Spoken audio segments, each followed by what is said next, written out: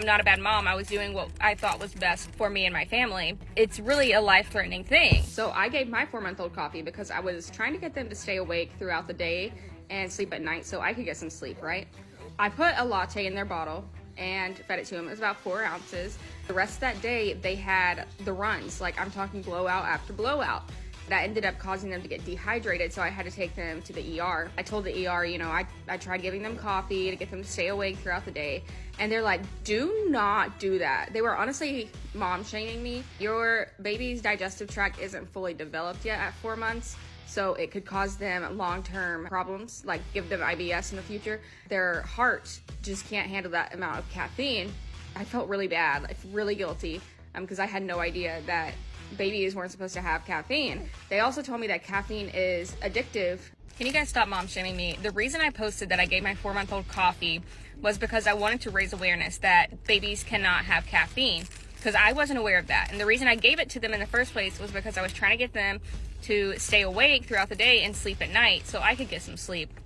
But I ended up sending them to the hospital because I gave them caffeine, and I just don't want any other babies to go through that.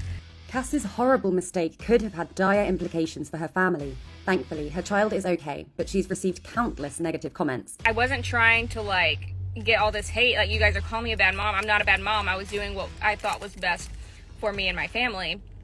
Thankfully my baby made it, but it's really a life-threatening thing. Anyway, I'm not a bad mom. Stop calling me a bad mom. My baby is fine. I was just trying to raise awareness, and I already feel bad enough because my baby literally had to go to the hospital because of me. So stop with the hate. But the negative comments didn't stop there for Cass. We all should be able to learn from our mistakes, but not when a child's life is on the line. You guys are so dramatic. It's not like I purposely tried to make my baby sick. I gave my baby coffee because I wanted them to stay awake throughout the day and sleep at night so I could get some sleep. And at that time, I thought that was what was best for my family. I didn't realize babies weren't supposed to have coffee. And it's not that far of a stretch to think that they can have espresso, because when I go out in restaurants, I see people giving their babies soda. And soda has caffeine, so I didn't think it was that big of a deal. Honestly, I thought espresso was healthier than soda because it doesn't have all the corn syrup and everything as well. And I was trying to avoid added sugar. I literally just gave them espresso and milk. And there's no added sugar, it's just some caffeine. And I was like, yeah, this will keep them awake throughout the day. I didn't realize it was gonna make them sick. And the reason I posted that video was not to try to get other parents to give their babies coffee. I was trying to tell you guys not to. Don't make the same mistake I did. I'm a first-time parent. I am living and learning as I go, and I just don't want you guys to make the same mistake I did if you could learn from the mistakes I made.